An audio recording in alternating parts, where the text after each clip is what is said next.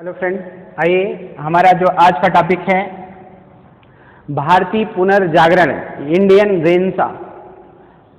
भारतीय पुनर्जागरण का अर्थ होता है फिर से जागना। अगर ये कहें कि पुनर्जागरण का अर्थ क्या होता है तो इसका अर्थ होता है फिर से जागना। ये पुनर्जागरण का अर्थ होता है, ठीक है। और पुनर्जागरण में धार्मिक सुधार,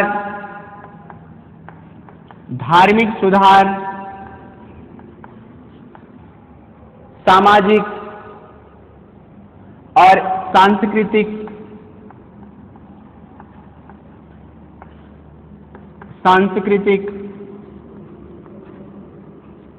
और रूढ़िवादिता से लिया जाता है। किससे लिया जाता है? तो रूढ़िवादिता से लिया जाता है। धार्मिक सुधार, सामाजिक, सांस्कृतिक और रूढ़िवादिता से लिया जाता है। इसका अर्थ हुआ कि प्रगतिशीलता का यह सूचक होता है। किसका? तो प्रगतिशीलता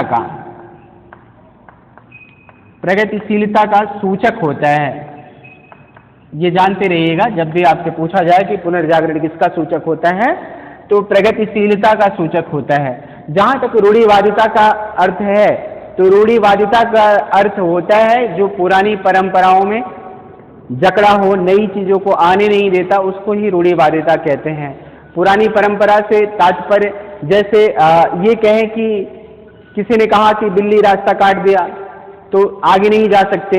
ये क्या है? ये पुरानी ऐसी परंपराएं, रूढ़िवादी परंपराएं रही हैं जिसके कारण जो है हम उसको मानते हैं और नई चीजों को आने नहीं देते, उसी को हम रूढ़िवादिता कहते हैं, ठीक है। तो ये पुनर्जागरण के अंतर्गत यही धार्मिक सुधार, सामाजिक, सांस्कृतिक प्रगतिशीलता का ये सूचक होता है पुनर्जागरण। जहां तक पुनर्जागरण की बात है तो यूरोप इसकी शुरुआत कहाँ से मानी जाती है? तो इसकी शुरुआत 14वीं शताब्दी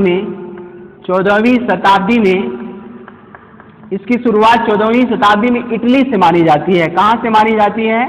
तो इटली से मानी जाती है। याद रखिएगा, जब भी पूछा जाएगा कि इसकी शुरुआत कहाँ से मानी जाती है तो इसकी शुरुआत इटली से मानी जाती है और 16वीं शताब्दी तक आते आते ये संपूर्ण यूरोप में फैल जाता है। तो और भारत में अगर इसकी शुरुआत की बात की जाए कि पुनर्जागरण की शुरुआत भारत में कब से मानी जाती है तो भारत में पुनर्जागरण की शुरुआत 19वीं शताब्दी से मानी जाती है। कब से मानी जाती है? तो 19वीं शताब्दी से भारत में इसकी शुरुआत मानी जाती है पुनर्जागरण की। जहां तक पुनर्जागरण की बात है तो भारत में पुनर्जागरण का पिता किसे माना जाता है? तो पुनर्जागरण का पिता राजा राम मोहन राय जी को माना जाता है। किससे माना जाता है? तो राजा राम मोहन राय जी को पुनर्जागरण का पिता माना जाता है। इनको नौ प्रभात का तारा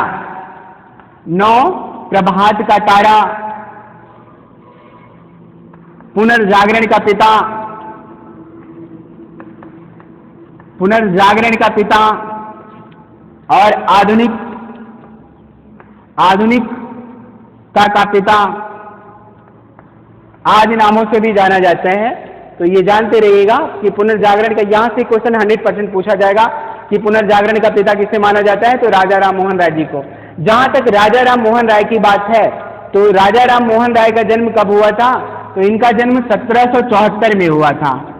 1774 में जन्म और मृत्यु हुई थी 1833 में। ये जानते रहिएगा। यानी अगर शताब्दी की बात की जाए, कभी कभी शताब्दियों से क्वेश्चन पूछ लेता है कि राजा राम मोहन राय जी का डेट, एग्जैक्ट डेट नहीं देगा आपको, उसकी जगह शताब्दी डाल के देगा। तो जब शताब्दी की बात करेगा तो ये हो जाएगा 18वीं शताब्दी। कैसे? 1774 ये कौन सी शताब्दी आती है? 18वीं शताब्दी। 1833 ये कौन सी शताब्दी मानी जाएगी? 19वीं शताब्दी। तो ये 18वीं शताब्दी में राजा राम मोहन राय जी का जन्म हुआ था। कहाँ हुआ था? तो बंगाल में इनका जन्म हुआ था। कहाँ? बंगाल के हुगली में। जानते रहिएगा, आप सिर्फ बताइएगा बंगाल, अगर पूछा जाए कहाँ जन्म हुआ था तो बंगाल में। बचपन से ही ये कहा जाता है कि ये बड़े तेजस्वी थे और शार्प माइंड के थे, तेज दिमाग वाले व्यक्ति थे और ये मूर्ति पूजा को नहीं मानते थे। राजा राम मोहन राय जी मूर्ति पूजा को नहीं मानते थे और इसी बात को लेकर इनके पिता से विवाद हो जाता है और लगभग 15 वर्ष की अवस्था में 15 वर्ष की अवस्था में इनका अपने पिता से जब विवाद, मूर्ति पूजा को लेकर विवाद हो जाता है और इन्होंने अपना घर त्याग दिया और घर त्याग कर ये पहले बनारस गए और बनारस के बाद में ये कहाँ जाते हैं, नेपाल, और वहीं पर इन्होंने बौद्ध दर्शन की शिक्षा ली।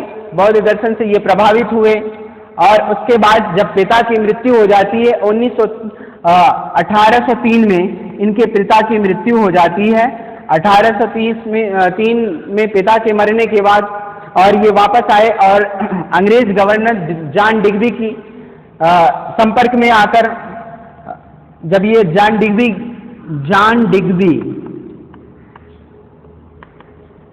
जॉन डिग्बी के संपर्क में आए और बाद में जॉन डिग्बी ने इनको दीवान बना दिया और इन्होंने पहली जो एक सभा की स्थापना की, उसका नाम होता है आत्मी सभा। तो आपसे पूछा जा सकता है कि आत्मी सभा की स्थापना किसने की थी?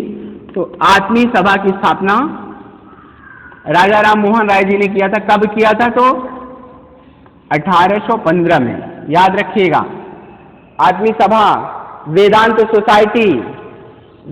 सोसाइटी की स्थापना किसने की थी? तो राजा राम मोहन राय जी ने। वेदांत सोसाइटी, इसकी स्थापना किसने की? तो राजा राम मोहन राय जी ने। और इन्होंने कई सारी पत्रिका निकाला, जैसे संवाद कौमुदी। आपसे पूछा जाएगा कि संवाद कौमुदी किसकी रचना है? तो संवाद कौमुदी राजा राम मोहन राय जी की रचना है। किस भाषा में लिखी गई? तो इसकी भाषा होती है बंगाली भाषा में संवाद कौमुदी। और मिरातुल अखबार किस भाषा में था? तो मिरातुल अखबार होता है फारसी भाषा में मिरातुल अखबार होता है। और उर्दू भाषा में इन्होंने एक पत्रिका निकाली, जामे जहान्नुमा। तो जब ये आपसे पूछा जाए, ये सारी पत्रिकाओं के बारे में पूछा जाएगा कि संवाद कौमुदी और मिरातुल अखबार और एक प्रीसेप्ट्स ऑफ जीसस किसकी रचना है? ये भी इन्हीं की है, प्रीसेप्ट्स ऑफ जीसस।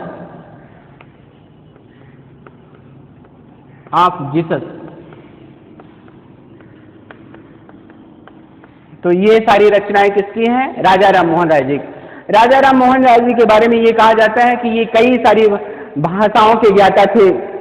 इनको बंगाली, संस्कृत, अरबी, फारसी, उर्दू, हिब्रू, लैटिन, बहुत कई सारी भाषाओं का इनको, यूनानी आदि सारी भाषाओं का इनको ज्ञान था। कई भाषाओं का ज्ञान होने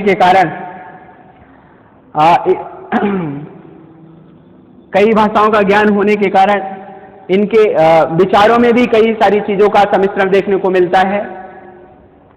और ये कहा गया कि राजा राम मोहन राय जी ने ही पहली बार ब्रह्म समाज की स्थापना करी। ब्रह्म समाज की स्थापना अगर पूछा जाए किसने की, तो ब्रह्म समाज की स्थापना राजा राम मोहन राय जी ने किया था। कब किया? 1828 में ब्रह्म समाज की स्थापना की। पहले ये ब्रह्म समाज नहीं होता, प्रारंभिक में इसे ब्रह्म सभा कहते हैं और बाद में इसको समाज का रूप दिया गया। तो ब्रह्म सभा 28 में, बाद में इसको ब्रह्म समाज के रूप में 1829 में परिणित कर दिया जाता है। तो आपसे पूछा जाएगा कि ब्रह्म समाज की स्थापना किसने की? तो राजा राम मोहन राय जी ने की थी ब्रह्म समाज की स्थापना। और राजा की उपाधि इनको किसने दिया? तो राजा की उपाधि इनको मुगल बादशाह अकबर द्वितीय ने दिया था। किसने दिया? तो मुगल बादशाह अकबर द्वितीय ने ही राजा की उपाधि दी थी। और राय की उपाधि बंगाल के नवाब ने दिया था। राय की उपाधि किसने दिया? तो बंगाल के नवाब ने इनको राय की उपाधि दी थी। और अकबर द्वितीय ने ही, मुगल बादशाह अकबर द्वितीय ने इनको जो है लंदन में भेजा। और लंदन में ये जाने वाले प्रथम समुद्री मार्ग से जाने वाले ये प्रथम भारतीय होते हैं। अगर ये कहा जाए कि लंदन जाने वाले समुद्री मार्ग से प्रथम वो कौन सा भारतीय था, तो ये हो जाएंगे राजा राम मोहन राय जी। राजा राम मोहन राय जी समुद्री मार्ग से जाने वाले प्रथम भारतीय थे। याद रखिएगा, जब भी कभी अगर ऐसा क्वेश्चन बनता है या पूछा जाता है तो इसका सही आंसर यही होगा, राजा राम मोहन राय। समुद्री मार्ग से इन्होंने पहली बार लंदन की यात्रा की और यहीं पर लंदन में ही इनकी मृत्यु हो जाती है कहाँ? ब्रिस्टल में। ब्रिस्टल ये कहाँ है? तो लंदन, ब्रिस्टल लंदन में इनकी मृत्यु होती है और यहीं पर इनकी समाधि बनाई गई। तो यहाँ से क्वेश्चन बनता है कि किस भारतीय की समाधि लंदन में स्थित है, या लंदन की जगह नाम दे देगा ब्रिस्टल में स्थित है, तो राजा राम मोहन राय जी की। ठीक है, राजा राम मोहन राय जी के बाद ब्रह्म समाज किसके हाथों में आया? तो ब्रह्म समाज आया द्वारिकानाथ टैगोर जी के हाथों में आया। द्वारिकानाथ टैगोर के बाद अगला जो है ब्रह्म समाज के अगले जो सत्ता जो ब्रह्म समाज के अगले व्यक्ति के हाथों में आई, उसका नाम होता है देवेंद्रनाथ टैगोर। देवेंद्रनाथ टैगोर, जिसको प्रिंस के नाम से भी जाना जाता है। अगर ये कहें कि प्रिंस के नाम से किसे जाना जाता है, तो देवेंद्रनाथ टैगोर जी को प्रिंस के नाम से भी जाना जाता है। तो देवेंद्रनाथ टैगोर के हाथों में आती है ब्रह्म समाज की बागडोर, और देवेंद्रनाथ टैगोर ने ही तत्वबोधिनी नामक सभा का एक सभा की स्थापना की थी, तत्वबोधिनी, और एक पत्रिका भी निकाली थी, तत्वबोधिनी पत्रिका। तो अगर आपसे पूछा जाए कि तत्वबोधिनी सभा की स्थापना किसने की थी, तो इसकी स्थापना की थी देवेंद्रनाथ टैगोर जी ने, यानी प्रिंस ने इसकी स्थापना करी। बाद में इसको 1842 में जो है तत्वबोधिनी सभा का विलय ब्रह्म समाज में कर दिया जाता है। कब किया गया इसका विलय? तो 1842 में तत्वबोधिनी सभा का विलय किसमें कर लिया जाता है? ब्रह्म समाज में कर लिया जाता है। और इन्होंने इनका जो विशेष योगदान देवेंद्रनाथ टैगोर जी का ब्रह्म समाज में इनका विशेष योगदान क्या था? तो इनका विशेष योगदान होता है कि ब्रह्म समाज को धार्मिक, पूरी तरह से धार्मिक बनाने का जो श्रेय जाता है वो किसे जाता है? तो वो देवेंद्रनाथ टैगोर जी को जाता है। इन्होंने पूरी तरह से धार्मिक स्वरूप प्रदान किया ब्रह्म समाज को, अगर ये पूछा जाए। और ये 1856 में पहाड़ी क्षेत्रों में चले जाते हैं, और जब ये 1856 में पहाड़ी क्षेत्रों में जाते हैं, तो पहाड़ी क्षेत्रों में जाते समय इन्होंने शासन ब्रह्म समाज की जो बागडोर है वो किसे सौंपी? तो वो केशव चंद्र सेन को दे देते हैं। तो 1856 से ये ब्रह्म समाज किसके हाथों में आ जाता है? केशव चंद्र सेन के हाथ में। केशव चंद्र सेन के हाथ में ब्रह्म समाज की बागडोर आ जाती है, और इसको पॉपुलर बनाने का जो श्रेय जाता है वो किसे जाता है? केशव चंद्र सेन जी को ही जाता है। केशव चंद्र सेन ने इसको पूरी तरह से पॉपुलर बना दिया। अब इसको बंगाल में ही नहीं बल्कि बंगाल के बाहर भी इसका प्रचार प्रसार किया, चाहे वो उत्तर प्रदेश का क्षेत्र हो, चाहे वो पंजाब का क्षेत्र हो। तो ऐसी जगह पे इसको पॉपुलर बनाने का श्रेय अगर किसी को दिया जाता है तो वो केशव चंद्र सेन जी को दिया जाता है। लेकिन केशव चंद्र सेन की एक समस्या ये थी कि इन्होंने इसमें ब्रह्म समाज में शिथिलता ला दिया, थोड़ा सा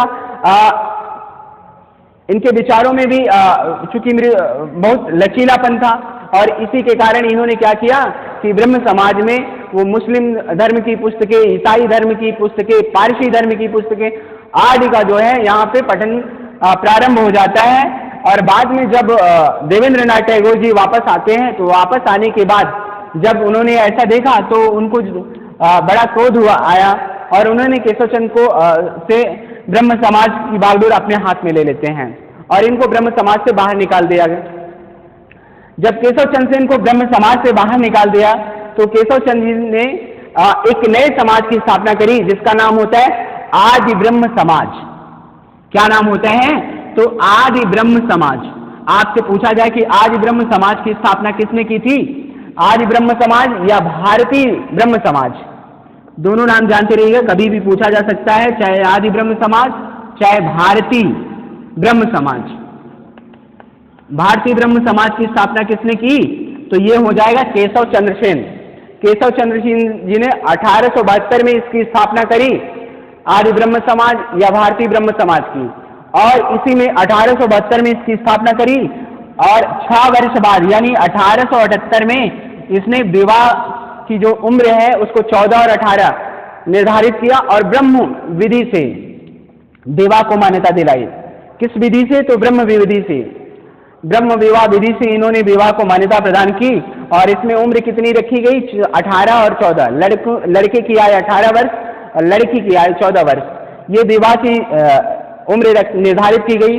लेकिन और 1878 में ही इन्होंने अपनी पुत्री का विवाह कूच बिहार के राजा 13 वर्षीय पुत्री, कितनी उम्र थी? 13 वर्ष। 13 वर्षीय पुत्री का विवाह कूच बिहार के राजा के साथ वैदिक विधि से कर दिया। किस विधि से किया? तो वैदिक विधि से। वैदिक विधि से इन्होंने अपनी पुत्री का विवाह कर दिया और यही विवाद का एक कारण बन जाता है। और इसी बात से नाराज होकर आनंद मोहन बोस और शिवनाथ शास्त्री, कौन? तो आनंद मोहन बोस और शिवनाथ शास्त्री ये दोनों व्यक्ति इनसे अलग हो जाते हैं और दोनों इनसे अलग होकर उन्होंने एक नए समाज की स्थापना करी जिसका नाम होता है साधारण ब्रह्म समाज। तो आपसे पूछा जाएगा कि साधारण ब्रह्म समाज की स्थापना किसने की? साधारण ब्रह्म समाज। तो इस साधारण ब्रह्म समाज की स्थापना किसने की? आनंद मोहन बोस और शिवनाथ शास्त्री, इन लोगों ने साधारण ब्रह्म समाज की स्थापना करी। तो इस तरीके से ब्रह्म समाज के बारे में पूछा जाएगा। यहां से जो इंपॉर्टेंट प्रश्न ये पूछे जाएंगे। अब इसके बाद अब आगे बढ़ते हैं पुनर्जागरण में आर्य समाज। आइए अगला देखते हैं आर्य समाज। आर्य समाज की बात अगर करें कि आर्य समाज की स्थापना किसने की थी? तो आर्य समाज की स्थापना दयानंद सरस्वती जी ने की थी। किसने किया था? तो दयानंद सरस्वती जी ने आर्य समाज की स्थापना करी। जहां तक बात करें सरस्वती की, तो इनका जन्म गुजरात के काठियावाड़ के मोरबी नामक स्थान में हुआ था। कहाँ हुआ था? तो गुजरात के काठियावाड़ के मोरबी नामक स्थान में, यहीं पर इनका जन्म हुआ था। जन्म कब हुआ था? 1824 में और मृत्यु कब हुई? 1883 में। तो जन्म और मृत्यु की डेट एक साथ लिख दे रहे हैं। जन्म हुआ 1824 में, मृत्यु 1883 में। कहाँ हुआ? गुजरात के काठियावाड़ के मोरबी नामक स्थान में इनका जन्म हुआ था। इनके बचपन का क्या नाम था? तो बचपन का नाम था मूल शंकर। बचपन का नाम था मूल शंकर। तो आपसे पूछा जाए कि दयानंद सरस्वती के बचपन का क्या नाम था? तो इनके बचपन का नाम होता है मूल शंकर।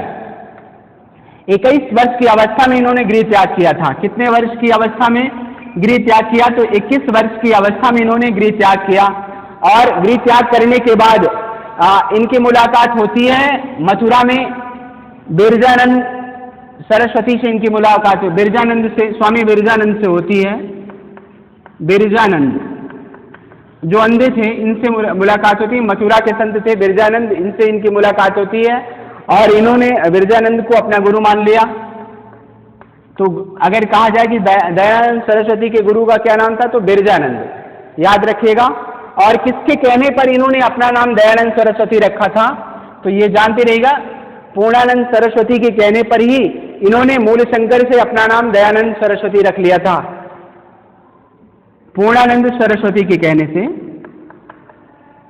याद रखिएगा। जब भी पूछा जाए किसके कहने पर इन्होंने ये नाम रखा था, तो पूर्णानंद सरस्वती जी के कहने पर ही इन्होंने अपना नाम दयानंद सरस्वती कर लिया। इनको अबरारे आजम,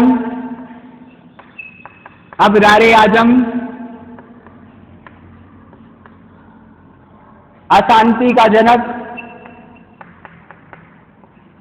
का जनक किसने कहा है? तो वेलेंटाइन सिरोल ने। एक अंग्रेज होता है जिसका नाम है वेलेंटाइन सिरोल, इसी ने जो है इनको अशांति का जनक कहा। और अबरारे आजम मार्टिन लूथर भी इनको कहा जाता है, मार्टिन लूथर।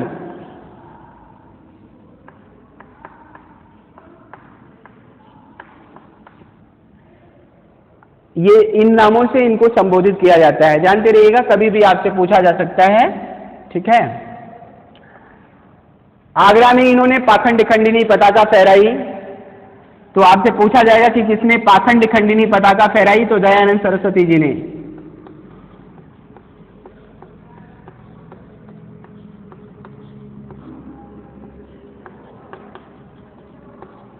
ठीक है, पाखंड खंडिनी पताका इन्होंने फहराई थी दयानंद सरस्वती जी ने। और आर्य समाज की स्थापना इन्होंने कहाँ करी? तो आर्य समाज की स्थापना इन्होंने बंबई में की थी। कब किया था? बंबई में आर्य समाज की स्थापना करी। कब किया? 1875 में। 1875 में आर्य समाज की स्थापना इन्होंने कहाँ करी? बंबई में करी।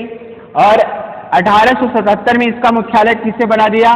तो 1877 में इसका मुख्यालय इन्होंने लाहौर को बना दिया। लाहौर को इसका मुख्यालय बनाया गया। कब बनाया गया? ये दोनों बड़े इंपॉर्टेंट प्रश्न हैं कि पहले तो यही कि इसकी स्थापना कहाँ करी गई? बंबई में। कब की गई? 1875 में। और इसके बाद इसका लाहौर इसकी ये कहें कि आर्य समाज की स्थापना लाहौर में की गई, बंबई में की गई, लेकिन इसको लाहौर में कब शिफ्ट किया गया? अगर ये बात करें तो 1877 में। ये दोनों क्वेश्चन बड़े इंपॉर्टेंट हैं, कभी भी आपसे पूछे जा सकते हैं, आप बता सकते हैं, ठीक है। और उसके बाद इन्होंने कहा कि वेदों की ओर लौटो, वेदों की ओर लौटो। आपसे ये पूछा जाएगा कि किसने ये नारा दिया कि वेदों की ओर लौटो का नारा किसने दिया था? तो वेदों की ओर लौटो का नारा दिया था दयानंद सरस्वती जी ने, ठीक है। और इन्होंने शुद्धि आंदोलन चलाया। तो अगर ये कहा जाए किसने शुद्धि आंदोलन चलाया, शुद्धि आंदोलन, तो शुद्धि आंदोलन दयानंद सरस्वती जी ने चलाया। ये शुद्धि आंदोलन क्या होता है? तो शुद्धि आंदोलन ये कि जिसने हिंदू धर्म को त्याग कर कोई अन्य धर्म स्वीकार कर लिया, बाद में पुनः इन्होंने उसको, अगर वो हिंदू धर्म में आना चाहे तो उसी के लिए इन्होंने ये आंदोलन चलाया था, शुद्धि आंदोलन। और ये सबसे इंपॉर्टेंट है कि वेदों की ओर लौटो का नारा किसने दिया? हिंदू प्रजाति बच्चों का बच्चा है, ये नारा किसने दिया? तो ये भी दयानंद सरस्वती जी ने ही कहा कि हिंदू प्रजाति बच्चों का बच्चा है। और ये प्रथम ऐसे व्यक्ति होते हैं जिन्होंने मुस्लिमों को और ईसाइयों को उनके दोषों के आधार पर ही जो है उसका खंडन किया। ये अगर पूछा जाए किसने ऐसा किया था तो दयानंद सरस्वती जी ने, ठीक है। इन्होंने उनके दोषों के आधार पर ही इस बात का खंडन किया। अगर ये पूछा जाए तो ये प्रथम ऐसे व्यक्ति होते हैं जिन्होंने बचाव के स्थान पर प्रहार की नीति अपनाई। तो आपसे पूछा जा सकता है कि कौन सा ऐसा व्यक्ति होता है जो बचाव के स्थान पर प्रहार की नीति जिसने अपनाई? तो ये दयानंद सरस्वती जी होते हैं, ठीक है।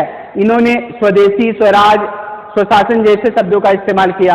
तो ये कहा जाए कि स्वराज शब्द का पहली बार इस्तेमाल किसने किया या प्रयोग किया? तो वो दयानंद सरस्वती जी हो जाएंगे। स्वदेशी, स्वराज, इन शब्दों का प्रयोग किसने किया है पहली बार? तो ये दयानंद सरस्वती जी ने स्वदेशी, स्वराज जैसे शब्दों का पहली बार प्रयोग किया है। ये जानते रहिएगा, जब भी अगर आपसे पूछा जाए तो आप बता सकते हैं। और दयानंद सरस्वती जी ने कहा कि हिंदू प्रजाति बच्चों का बच्चा है। तो ये कहा जाए कि किसने ये कमेंट किया कि हिंदू प्रजाति बच्चों का बच्चा है? तो ये दयानंद सरस्वती जी ने ही कहा था कि हिंदू प्रजाति बच्चों का बच्चा है। और ये मूर्ति पूजा, अवतारवाद के विरोधी थे। और मूर्ति पूजा, अवतारवाद, बाल विवाह, ठीक है, जाति प्रथा जैसी आज कुरीतियों का इन्होंने विरोध किया, इसके विरोधी थे। जब भी अगर आपसे पूछा जाए किसके विरोधी थे? और ये कर्मवादी, अंतर जाति विवाह जैसी आदि चीजों को, आदि को इन्होंने मान्यता दिया। तो जब भी आपसे अगर पूछा जाए तो आप बता सकते हो। और ये कहा जाता है इनकी मृत्यु किसी के विष के द्वारा इनकी मृत्यु होती। किसी ने इनको विष दे दिया था, जहर दे दिया था, जिसके कारण इनकी मृत्यु हो गई। कुछ लोगों ने कहा कि ये सज्जन सिंह की रखैल थी, उसी ने इनको विष दिया था। हो ना हो, अगर ये कहा जाए कि दयानंद सरस्वती जी की मृत्यु कैसे हुई थी, तो विष के द्वारा, सज्जन सिंह की रखैल के द्वारा दिए गए विष के द्वारा इनकी मृत्यु होती है। कब होती है? तो 1883 में इनकी मृत्यु हुई, ठीक है। तो 1883 में दयानंद सरस्वती की मृत्यु हुई। तो और इनकी पत्रिका का नाम अगर कभी पूछे कि इनकी पत्रिका, इनकी पत्रिका का क्या नाम था? तो सत्यार्थ प्रकाश, वेद भाष्य भूमिका। इनकी दो पत्रिका है, कौन कौन सी? सत्यार्थ प्रकाश और वेद भाष्य भूमिका। तो जब भी अगर आपसे पूछा जाए कि इनकी पत्रिका का क्या नाम था, तो सत्यार्थ प्रकाश, वेद भाष्य भूमिका। सत्यार्थ प्रकाश, वेद भाष्य भूमिका, ये इनकी पत्रिका का नाम था। दोनों याद रखिएगा, कभी भी आपसे पूछा जा सकता है। और इनका जो सर्वाधिक योगदान था वो किस क्षेत्र में था? तो शिक्षा के क्षेत्र में। इनका सर्वाधिक जो योगदान होता है वो होता है शिक्षा के क्षेत्र में। शिक्षा के क्षेत्र में इनका विशेष योगदान होता है। और ये कहा गया कि इनकी मृत्यु के बाद जो है आर्य समाज में फूट पड़ गई, क्योंकि आर्य समाज में लाला लाजपत राय, लाला हंसराज, देवदत्त, इन लोगों, ये लोग जो है अंग्रेजी शिक्षा के हिमायती होते हैं। और इन्होंने, लाला हंसराज ने 1889 में इन्होंने डीएवी कॉलेज की स्थापना करी। डीएवी, दयानंद एंग्लो वैदिक कॉलेज की स्थापना। डीएवी कॉलेज यानी दयानंद एंग्लो वैदिक कॉलेज की स्थापना किसने की थी? तो लाला हंसराज ने। इसमें शिक्षा का माध्यम कैसा होता था? तो शिक्षा का माध्यम अंग्रेजी हुआ करता था। और इन्हीं से विवाद होकर स्वामी श्रद्धानंद का इनसे विवाद हो जाता है। और स्वामी श्रद्धानंद इनसे अलग होकर उन्होंने 1902 में गुरुकुल कांगड़ी विश्वविद्यालय की हरिद्वार में ये है गुरुकुल कांगड़ी विश्वविद्यालय, गुरुकुल कांगड़ी विश्वविद्यालय की स्थापना करी। ये प्राचीन समय में चली आ रही जो विद्या की तकनीक, वो पठन पाठन का तकनीक था, उसी पर इन्होंने जोर दिया और इन्होंने गुरुकुल कांगड़ी विश्वविद्यालय की स्थापना करी। कहाँ है ये? तो हरिद्वार में है। ठीक है, तो ये आपसे, इसके बारे में आपसे पूछा जा सकता है। तो परंपरागत शिक्षा पर जोर दिया था इन्होंने और गुरुकुल कांगड़ी विश्वविद्यालय की स्थापना करी। कहाँ? हरिद्वार में। अब इससे संबंधित, इस आर्य समाज से संबंधित आने वाले क्वेश्चन पे थोड़ा सा देख लिया जाए कि इससे संबंधित जो क्वेश्चन कैसे बन सकते हैं। तो पहला क्वेश्चन तो यही बनेगा कि आर्य समाज की स्थापना किसने की? तो आर्य समाज की स्थापना करी दयानंद सरस्वती ने। आर्य समाज की स्थापना कब की गई? तो 1875 में आर्य समाज की स्थापना की। कहाँ की गई? तो आर्य समाज की स्थापना बंबई में की गई। और 1877 में इसका मुख्यालय कहाँ बनाया गया? तो लाहौर को बनाया गया। 1877 में इसका मुख्यालय कहाँ बनाया गया? तो लाहौर को इसका मुख्यालय बनाया गया। दयानंद सरस्वती को दयानंद सरस्वती के बचपन का क्या नाम था? अगर ऐसा क्वेश्चन बनता है तो ये जानते रहिएगा कि दयानंद सरस्वती के बचपन का नाम था मूल शंकर। किसके कहने पर इन्होंने अपना नाम मूल शंकर से दयानंद सरस्वती कर लिया था? तो स्वामी पूर्णानंद सरस्वती के कहने पर ही इन्होंने अपना नाम मूल शंकर से दयानंद सरस्वती कर लिया था। पाखंड खंडिनी पताका किसने फहराई? तो दयानंद सरस्वती जी ने ही पाखंड खंडिनी पताका फहराई। शुद्धि आंदोलन किसने चलाया? दयानंद सरस्वती ने। अबरारे आजम मार्टिन लूथर किसके नाम से किसे संबोधित किया जाता है? दयानंद सरस्वती जी को। किसने दयानंद सरस्वती को अशांति का जनक कहा? तो वेलेंटाइन सिरोल ने कहा, जो टाइम पत्रिका की तरफ से भारत आया था उसी ने कहा है। इनका जन्म कहाँ हुआ था? तो गुजरात के मोरबी नामक स्थान पर इनका जन्म हुआ था। इन्होंने कितने वर्ष की अवस्था में गृह त्याग किया? तो 21 वर्ष की अवस्था में इन्होंने गृह त्याग किया। दयानंद सरस्वती जी के गुरु का क्या नाम था? तो बिरजानंद। इनके गुरु का नाम था बिरजानंद।